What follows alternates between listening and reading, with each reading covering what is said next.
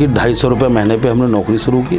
तो राजनीति जब आप हाई स्कूल की तो लगा कि आप राजनीति करेंगे या फिर सोचा सामान्य जीवन जिएंगे? रहीमन धागा प्रेम का मत तोड़ो चटकाए, फिर मैं डकैत बनूंगा। ठीक, पैसे कमाना चाहिए, अब हिम्मत टूट गई, वापस घर लौट। मोड़ आया जब मेरी माँ बीमार पड़ी। कहते नहीं पैसा खुदा नहीं, लेकिन खुदा से कम भी नहीं। प्रत्याशी बने सायोवाद के, तो पैसे तो होंगे क्योंकि चुनाव लड़ने के लिए बहुत पैसा चाहिए।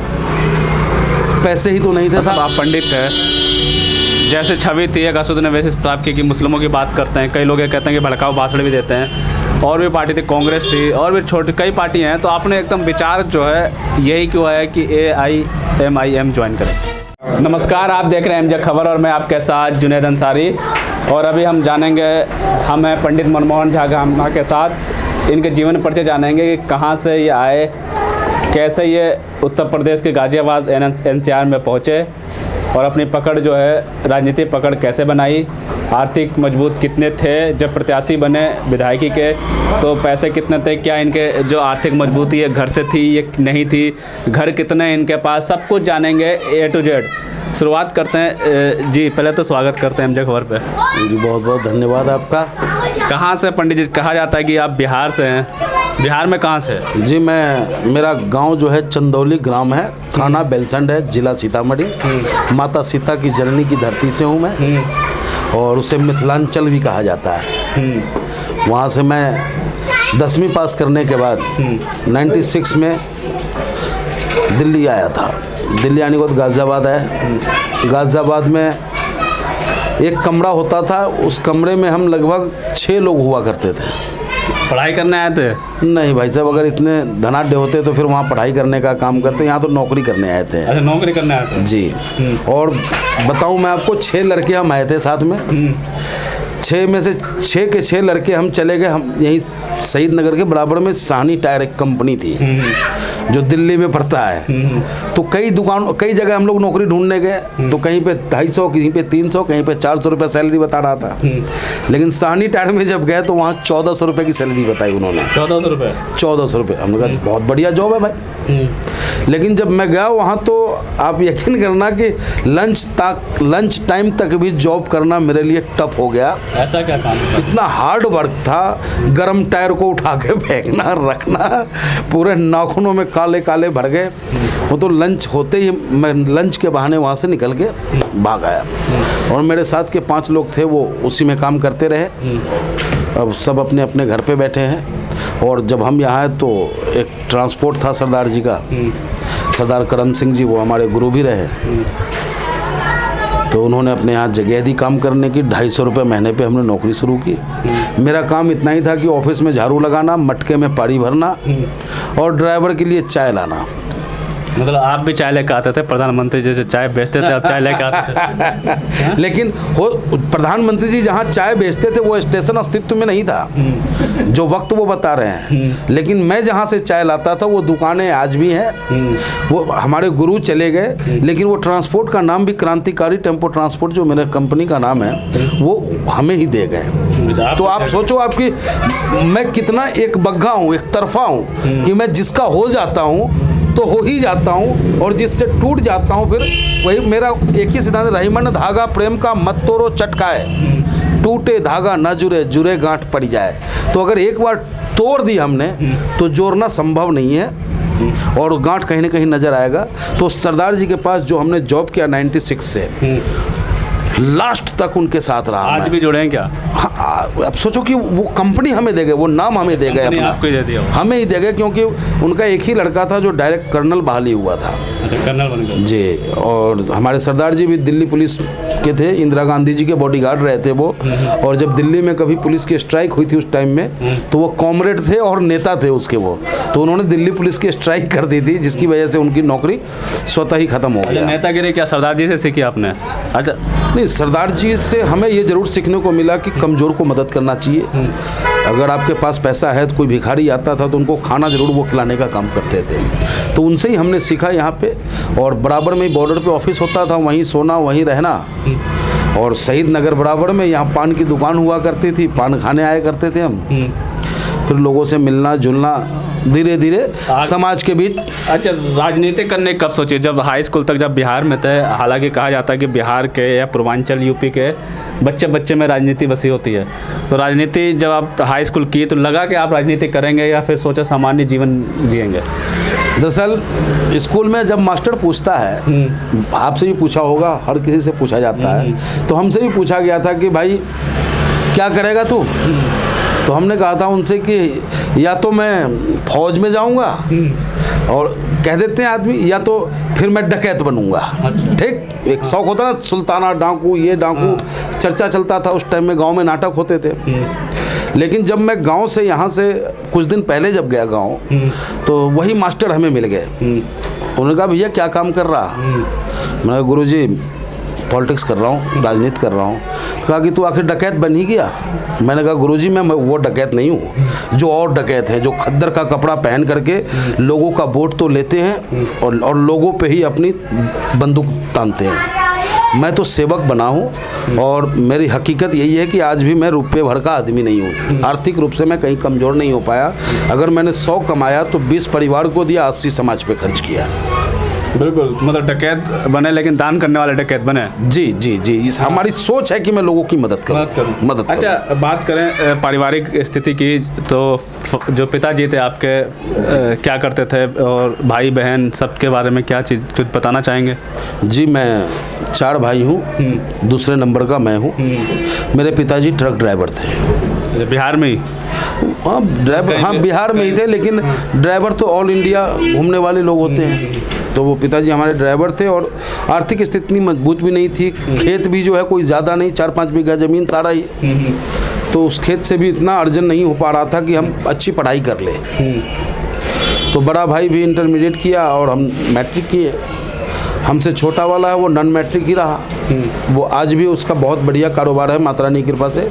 पटना के अंदर में सब्जी का कारोबार है, पटना मंडी में। और जो उससे छोटा भाई है वही एक पढ़ाई कर पाया हम सबके सहयोग से। वो इंग्लिश से ऑनर्स है और आज इंग्लिश में लोगों को शिक्षा देने का काम कर रहा है बिहार में। जी, पटना में।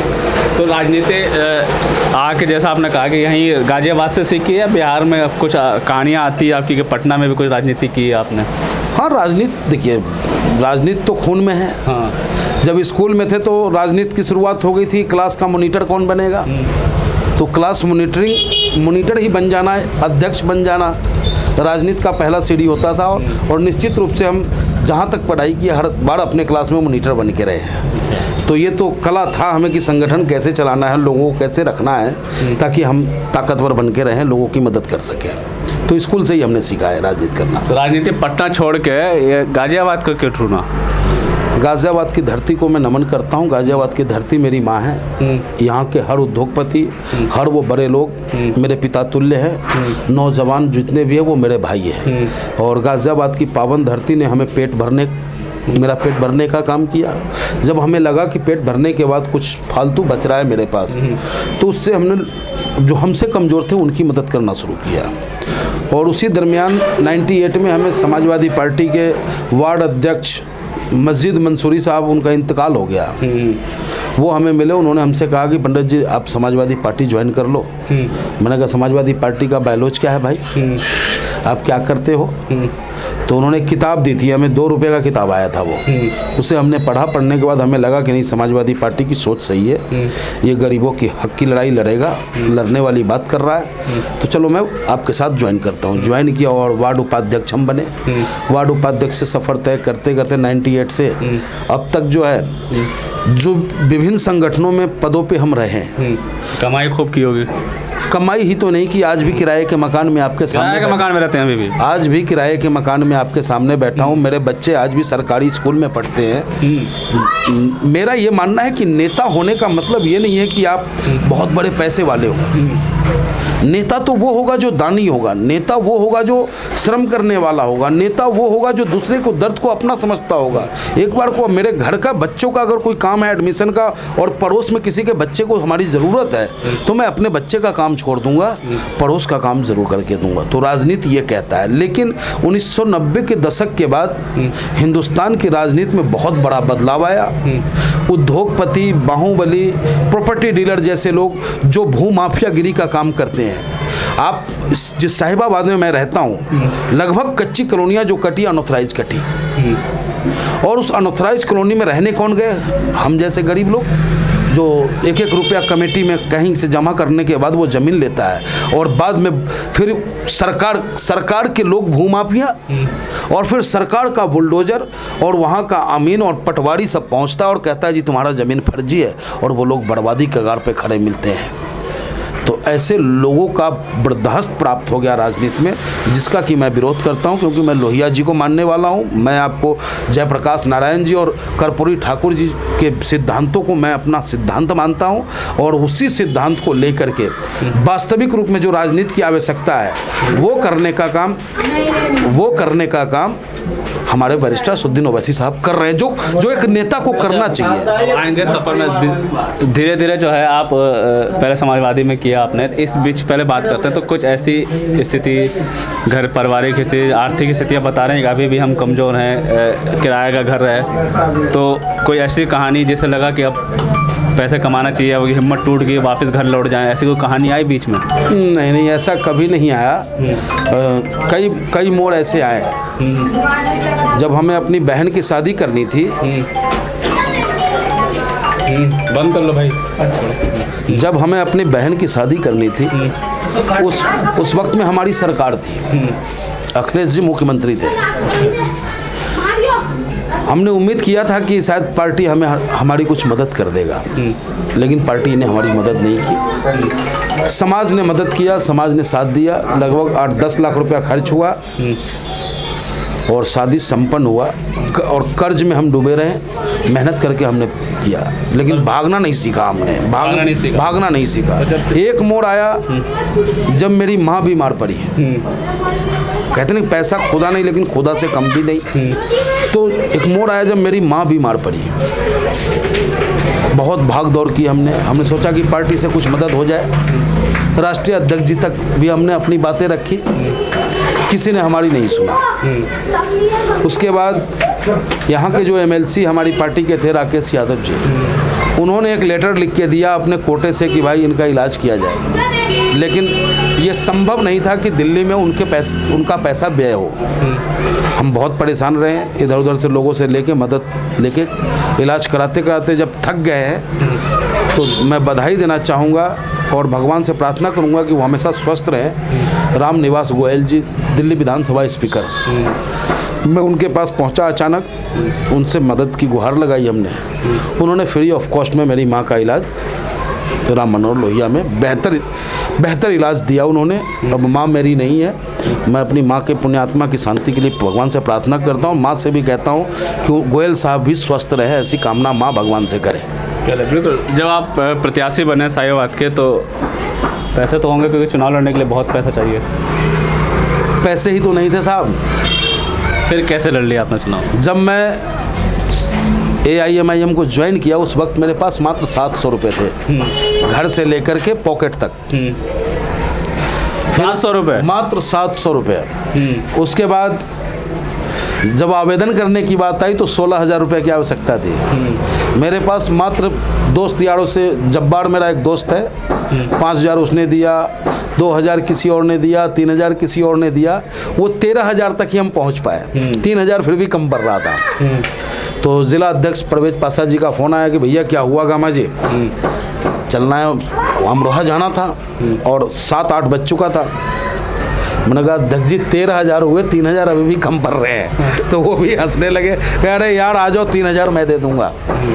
फिर मैं मोटरसाइकिल से उनके पास गया और उससे जाके आवेदन किया।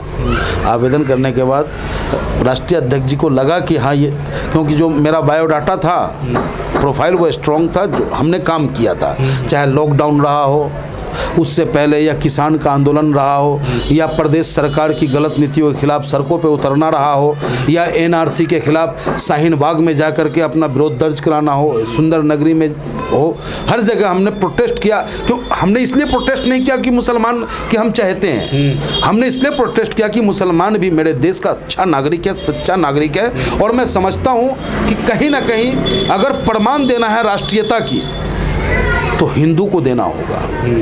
क्यों? बहुत बड़ी बात करें हिंदू बहुत बड़ी बात मैं कह रहा हूँ आपसे, क्योंकि इस हिंदुस्तान में वो मुसलमान रह गए जिन्हें हिंदुस्तान से प्यार था। आप उनके दर्द को कभी महसूस करो। मैं दो भाई, एक भाई पटना में रह रहे, एक भाई यहाँ रह रहे हैं, कितनी परेशानियों का सामना हमें करना पड़ता है। कई बार ऐसा मोड़ आता है।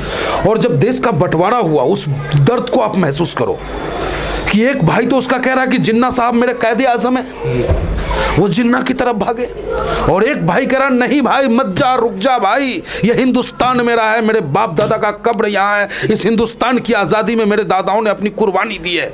लेकिन जब वो जिन्ना का चाहने वाला नहीं माना तो उसे ठुकरा दिया, लेकिन देश को नहीं ठुकराया यहाँ के मुसलमानों ने। तो जो हिंदुस्तान में हमारे मुसलमान भाई रह गए, वाकई में सैल्यूट के काबिल हैं। और हम हिंदू भाइयों की जिम्मेदारी बनती है कि अपने छोटे भाई को प्यार से पुचकार के संभाल के रखें, न कि बार बार उनके ऊपर उंगलियां हम उठाएं। आप एक सच्चे आदमी को, एक अच्छे आदमी को बार बार गलत कहोगे तो निश्चित रूप से उस पर असर पड़ जाता है और उसे भी गुस्सा आता है। बिल्कुल। तो यही क्लास सवाल ये रहेगा कि आपने जब 700 रुपये थे, 3000 तो हो गए, उसके बाद की आगे की लड़ाई कैसी रही? और उससे पहले बीच के सवाल ये कि 22 साल, कई बार आखिर हालांकि पूछ चुका हूँ लेकिन फिर भी छोट में 22 साल फिर अचानक से छोड़ने क्यों पड़ी? देखिए, समाजवादी पार्टी, जो मैंने आपसे कहा कि मैंने समाजवादी पार्टी ज्वाइन की थी समाजवादी सिद्धांत पे। लोहिया जी, मधुलिमिया जी, इन लोगों का, पंडित गोविंद वल्लभ जी, इन लोगों का अपना एक अलग सोच था, आइडियोलॉजी था। यानी कि कई बार हमने पढ़ा है कि राम मनोहर लोहिया जी मंत्री होते हुए भी अपनी गाड़ियों में नहीं बैठते थे। कई मंत्रियों को उन्होंने कह दिया कि भाई फालतू खर्च लेके मत चलो, नहीं तो तुम नाजायज कमाई करोगे। लेकिन नाम तो समाजवादी रहा, लेकिन पूंजीवादी की ओर अग्रसर होते चले गए। ये नेताजी के हाथ में जब तक रहा सब कुछ, नेताजी कहीं ना कहीं समाजवादी और समाजवादी विचारधारा को जमीन तक पहुंचाने का हरदम प्रयास किए। और जो वर्तमान में राष्ट्रीय अध्यक्ष हैं, उनके जो इर्द गिर्द जो नवरत्न हैं, उनको वास्तविकता से हमेशा दूर रखा, क्योंकि सूचना तंत्र हर किसी का होता है। वास्तविक सूचना राष्ट्रीय अध्यक्ष तक नहीं पहुंचना, कहीं ना कहीं समाजवाद जो है पूंजीवाद की ओर अग्रसर होता चला गया। और मैं राजनीति करने चला हूं, समाज की सेवा करने के लिए मैं राजनीति करने चला हूं, प्रदेश और देश की सेवा के लिए, न कि किसी पार्टी की सेवा के लिए। पार्टी की सेवा के नहीं, लेकिन जब पार्टी आप छोड़ने का विचार आया तो आप में एक राष्ट्रवादी पार्टी भी होगी, भारतीय जनता पार्टी जो कहती है हिंदू रक्षा की बात करती है। राष्ट्रवादी पार्टी एक ही है। राष्ट्रवादी पार्टी की अगर बात कोई करेगा तो बैरिस्टर असदुद्दीन ओवैसी साहब के बगैर नहीं हो सकता है राष्ट्र की बात, क्योंकि जितने भी लोग हैं सब कुर्सीवादी हैं। कुर्सीवादी हैं, सिर्फ कुर्सी इनको चाहिए, पावर चाहिए। जनता का क्या हो रहा है उससे इन्हें कोई लेना देना नहीं है। आज भी आज़ाद हिंदुस्तान में हमारे दलित भाई अगर किसी जमींदार के घर के आगे से घोड़े पे बैठ के अपनी शादी में चला जाए तो उन पे कोड़े और बेल्ट बरसाए जाते हों। आज भी हमें आज भी याद है कि हम लोग जब बचपन में थे तो मुहर्रम में लाठी भी खेलते थे और होली में वो दोस्त हमारे घर आकर के रंग भी खेलते थे। लेकिन इन लोगों ने ऐसी जहर फैलाई क्षेत्र में, पूरे देश में, कि आज हमारा बच्चा हमसे पूछता है कि पापा वो मुस्लिम है क्या, और मुस्लिम का बेटा पूछता है कि पापा ये पंडित जी है क्या। ये शब्द जो ईजाद हुआ है ये कुछ वर्षों में हुआ है, जो कहीं ना कहीं देश के लिए घातक है।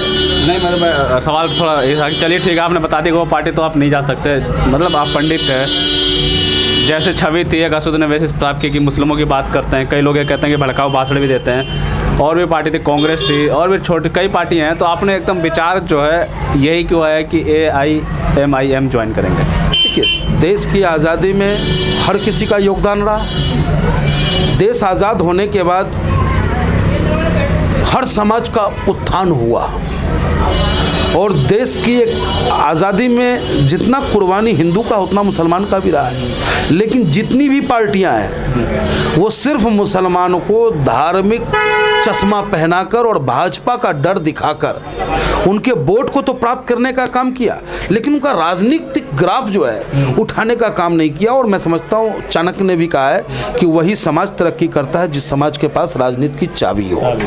और राजनीति वोट आपका, और चाबी किसी और के हाथ में।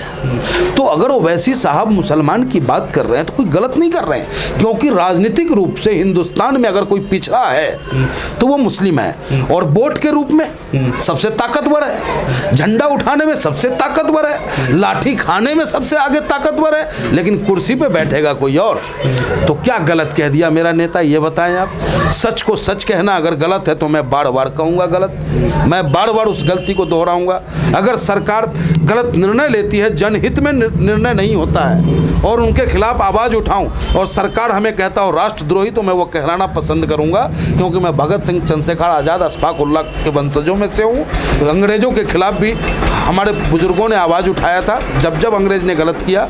उसी तरीके से सरकार इस लोकतंत्र को जब जब नुकसान पहुँचाना चाहेगा, हम लोग आवाज़ उठाएंगे। और ओवैसी साहब उसी सोच के हैं। वाकई में अगर असली राष्ट्रभक्त कोई है आपके देश में नेता के रूप में, मुद्दतों बाद आपको ऐसा नेता मिला है, मुद्दतों बाद। होंगे नेहरू जी आए होंगे, उन्होंने जो किया किया, लेकिन अब जो राजनीति है, इस राजनीति में बैरिस्टर असदुद्दीन ओवैसी साहब की आवश्यकता है। निस्वार्थ रूप से, निश्चल रूप से लोगों की सेवा करना और लोगों को अधिकार दिलाने निकले। सिर्फ मुसलमानों को नहीं, सभी को, सभी धर्मों, सिर्फ मुसलमानों को नहीं। अगर हम ब्राह्मण में भी पिछड़े लोग हैं, हम ब्राह्मण में भी तो लोग गरीब हैं। उन गरीब, आज भी सैकड़ों लाखों ब्राह्मण आपको ऐसे मिल जाएंगे जिनके घर पे झोपड़ा नहीं है, छप्पर नहीं है, लेकिन ब्राह्मणत्व के नाम पर उनका शोषण होता है। वोट जब आएगा तो उन्हें हिंदू हिंदू कह के वोट ले लेंगे। अगर उनका बेटा विनोद सेंगर है, बलात्कारी है, तो भी उसका जमानत हो जाएगा, उसकी पत्नी चुनाव लड़ेगी। अगर पंडित का बेटा विकास दुबे है तो उसका गाड़ी पलट जाएगा, एनकाउंटर हो जाएगा। तो ये सब स्थिति है, तो ये सब समझना होगा सभी समाज को।